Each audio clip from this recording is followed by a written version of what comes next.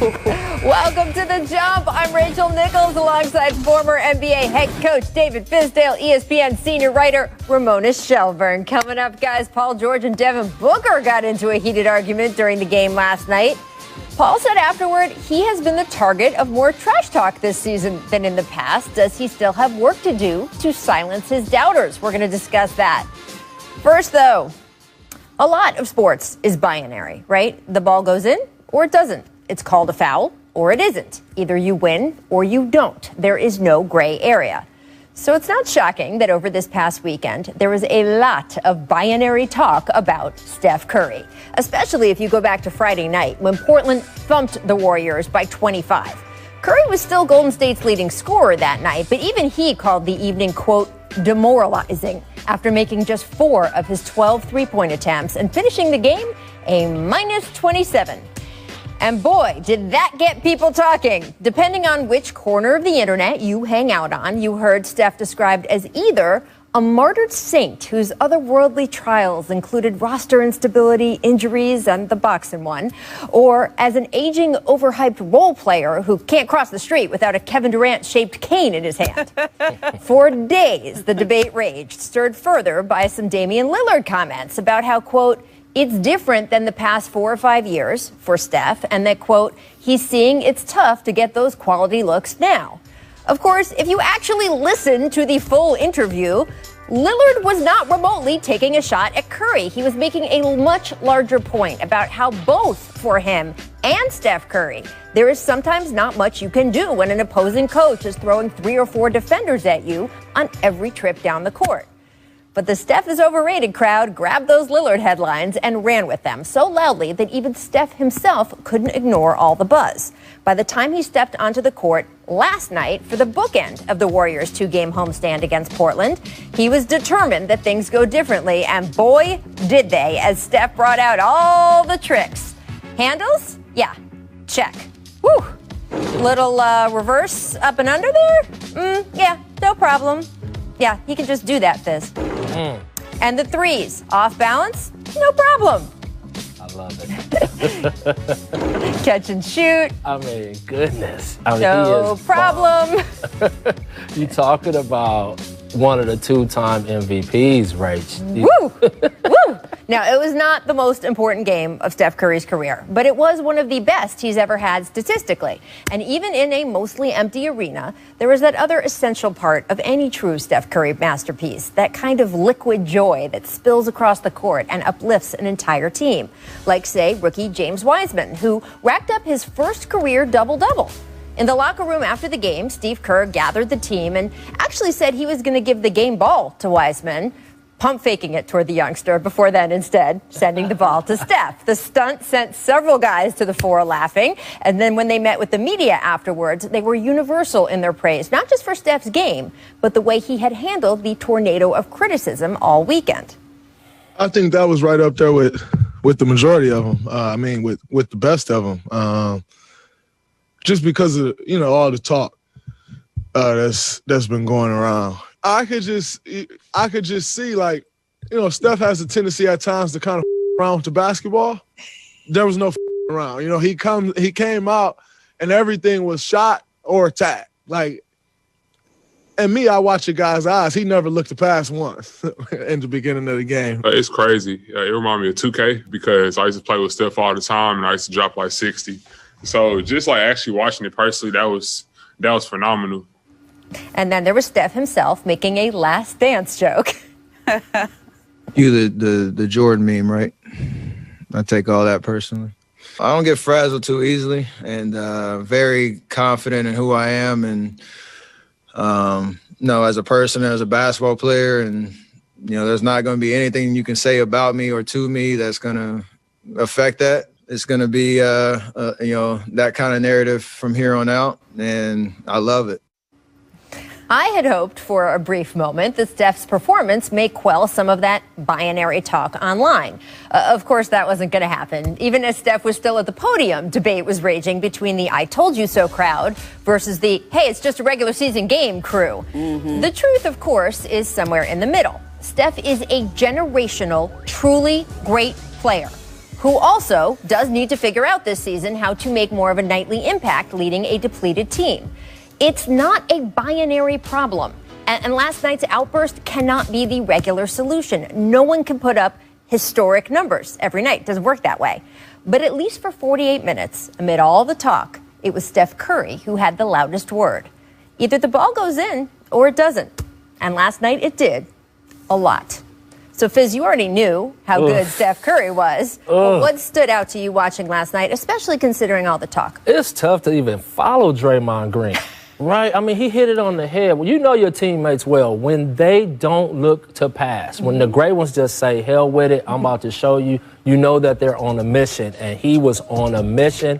It just makes the league exciting for me because, going into the season, Golden State, I was like, yes, we're getting back to this. And to see Klay go down, I think everybody kind of had the wind taken out of them.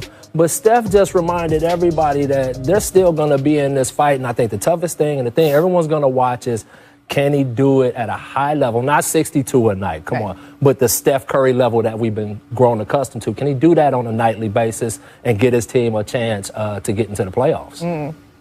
Well, look, they've had so many times where Steph Curry goes off like this, but they usually have so many other people who go off at the same time Steph does. And Rachel, I love how you put that liquid joy. He has this infectious game, and to do that when there's no fans there to feed off of him and to cheer him and the Warriors on, I thought that's what really made this game special. But the one thing that he's been struggling with this whole time is he wants to get his teammates going, right? But that can't come at the detriment of his own game and his own aggressiveness. And that's what I thought the difference was last night, is that he was aggressive, he was attacking, and that will feed to his teammates. Now, in the past, we used to refer to them as strength in numbers, right? That's why the Warriors were so good. They were so deep. I don't think we appreciated it at the time. The people in Oakland, they appreciated it. The coaches appreciated it. Now we all appreciated it because Steph is out there many nights with a bunch of rookies, young players, and Kelly Oubre, who's still trying to find a shot. So for him to do that with no crowd, nobody else to feed off of, that's what was so impressive. And also, by the way, how Draymond Green plays in these games affects Steph. And Draymond did not score buckets last night. Everyone's talked about his stat line.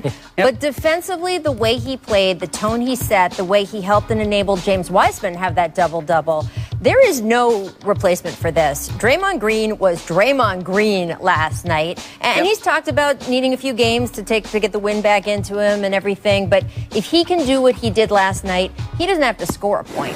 He still makes things easier for Steph and easier for the other guys around him, and that is why they had so much strength and all those numbers, Ramona, as you note. Now, I know the story was Steph and this huge explosion last night, but Fizz, for you as a coach, did the win over the Blazers map out anything for you, bigger picture, about how the Warriors can play this season? Oh, absolutely. I think this is a great moment to really get a lift off for their team. Draymond Green is just getting his legs underneath him. And then the Steph Curry that these young guys are used to watching from a distance, they got to see it up close. And all that does is galvanize guys around you. They gain more confidence. They feel more confident. And with Draymond Green, I've never looked at his stat line other than plus minus. Right. And a lot of people don't like the plus minus category, but I always put the film together with the plus minus. It's not nothing. It's not nothing. And his film always says, I'm helping my team and my teammates win basketball games. I don't care about the other statistical categories with him. I just look at that. And last night, plus 22. Draymond Green is going to slowly work his way back to who he is. He's got that monster lob threat down there, and Steph Curry coming along very fine. Well, you know what you pointed out earlier, Rachel, which I think is right on, is Draymond Green and the way he passes, the way he facilitates that offense is everything for the Warriors. And it's what Steph was trying to do in his absence, but that's not – Steph can't do everything. He can't score and pass and make his teammates better and defend. He's got to just let Draymond be in that role. And you saw all those highlights we saw? Almost every single one of them was Draymond Green facilitating. It's something that I don't think we appreciated because we talk so much about Draymond as a defender and his trash talk. He's a great passer, just an absolute great passer. Wow, that's a heck of a list. Right? Look at that. Don't forget, people, he's not nice. Don't let the baby face fool you. That's right. He's ripped my heart out along with a whole lot of other people's hearts. You know personally. Oh, my God. You talk about two-time MVP. Yeah, that is not easy to come by. We're talking about arguably the greatest shooter in our game ever. But this generation, him and Clay are just battling over it. That is certainly true. And Ramona, just to follow up on what you said earlier, I do think him having the ball in his hands more was a factor, right? You talked about the idea that he's been trying to get everybody else involved. And at this point, as Draymond said, he was not looking to pass last night. I don't, again, know if he's going to have that many touches. You look at his numbers. I mean, they were the highest they had been for him on those kinds of categories in 4 or 5 years. I don't know if he's going to do that every night, but the idea that he could be a little bit more ball dominant is something that I know I heard the Warriors talking about post-game last night, and we'll have to see. No one else goes deeper, that's a fact. One slide, one tap, it's the ESPN app. Fun guy, what's up, baby? What it do, baby? Make, miss. It's a make or miss league, baby. That's it. In the end, that's it. I agree with Kawhi. Make Arrested Development. Hornets Sixers. Tobias Harris calls his own number and packs it. Ooh. Ramona Harris looking like Clippers Harris this year. I don't know. I think that Doc Rivers has really That designed was some things to get him going. I know Tobias I just Harris. want to point out Wait. the topic bar Yambo. at the bottom of the screen for the Arrested Development fans there. Just saying. Sorry. Doubts Bomber. Sorry. Miss Showtime. Bulls down almost 30, but Denzel Valentine decides it's a good time to get flashy, and it did not go well. No. If you were his coach, Fizz, what would you be saying to him in this situation? We have to have a conversation about that one. This is not and one mixtapes, buddy. Go get a I used to layup. do things like that when I played Fizz. You would See, hate you were- me. you My were coach probably was like, uncoachable. what are you doing? Uncoachable. But you probably made all your shots too, so you was probably No, tough to I take out of didn't. game. I was just a total hot dog. It was just ridiculous. I think we're going to need some video, Ramona. That's I a know. note to We gotta self get for that next time. film. I grew up watching Magic. I'm sorry. Make decals. Lakers Grizz. LeBron pulling up from the logo. Fizz, did he do this when you were coaching him in Miami? Yes. Yes, he did. And then he always Look. sometimes he just feels like, you know what? I'm gonna do this. And I think sometimes you just got, as a coach, hope that it goes in and look the other way if he misses. Gonna have to guard him from there now. Well, he is 36 years old now, 18 seasons, and I love that I still see things on the court. I mean, look how happy he was with himself after he hit that logo shot. He can hit that shot from about 30 feet further back because he's so strong. Well, he does the full court Kevin Love Football pass, lobs, yeah. right? It's ridiculous. Some of those can go in the hoop. All Gonna right, have to guard him. Miss Gravity, Hawks Nets fourth quarter. Hawks up big. John Collins elevates over Jared Allen, and that's not just anyone. That's Jared Allen. He goes and gets it. That's right. It's I don't know, Ramona, business decision by Allen there. I mean, No, you know what? He got in there and contested really well. And if you notice, he hung a little in the air there. John Collins had to pause, wait for Jared Allen to fly by. This is why he could be a dunk chance. wait, why are the producers putting the airplane video in there? That's not right. Do not bring a man back to a low moment after a high moment. Let him have his identity. That's right. Good point. He dunked on him. That's getting dunked on right there. He had to let him fly by. But Jared Allen's going to go after it every I feel single bad time. for that airplane. Make doinks. Titans with a chance to win it. Let's go over the NFL here. Wow. I like this. Doink. Here we go. Doink. There it is. Does not go. Oh, it did go in. Right, It yes. went in. Doink. You made it. Do you think he called doink? No, he did not call He doink. called doink. But he is a happy man because There you it went go. in. I'll tell you that. There you go. I always need the replay on the field goals when it first goes in. I'm like, what are they doing? Are they I know. going here? Are they going? I could be standing right there and I still I know. couldn't I have. tell. Yes. Time to run it back with the best doink winners ever. 2014. Blake Griffin against the Suns. Doink. Oh my gosh. Oh, just held on. Game winner. Look. That's pretty tame for Ballmer.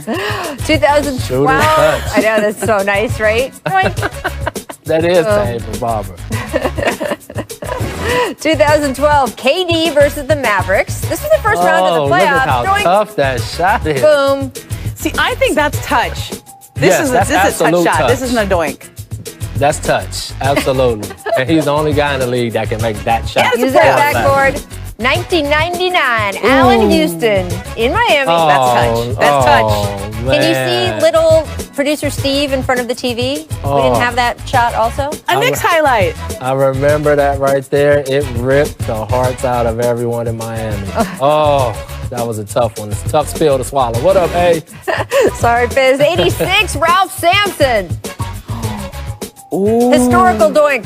Oh, you talking about some people in L.A. just, heartbroken. Never looked at the rim. I was going to say, we're ripping apart both Fizz's childhood and his early work years here. You know it was coming. 2019. The best doink Kawhi calls doink. Oh, wow. I mean, you can't contest it any better. I mean, that is a big-time shot. Wow. I still don't know how he got it over him. Look at that. Man. That's 7'3" in your face.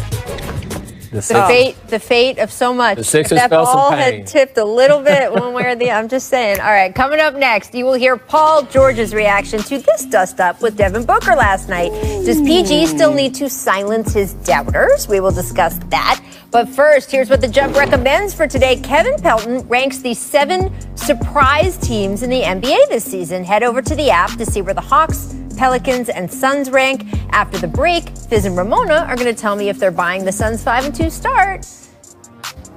Boom.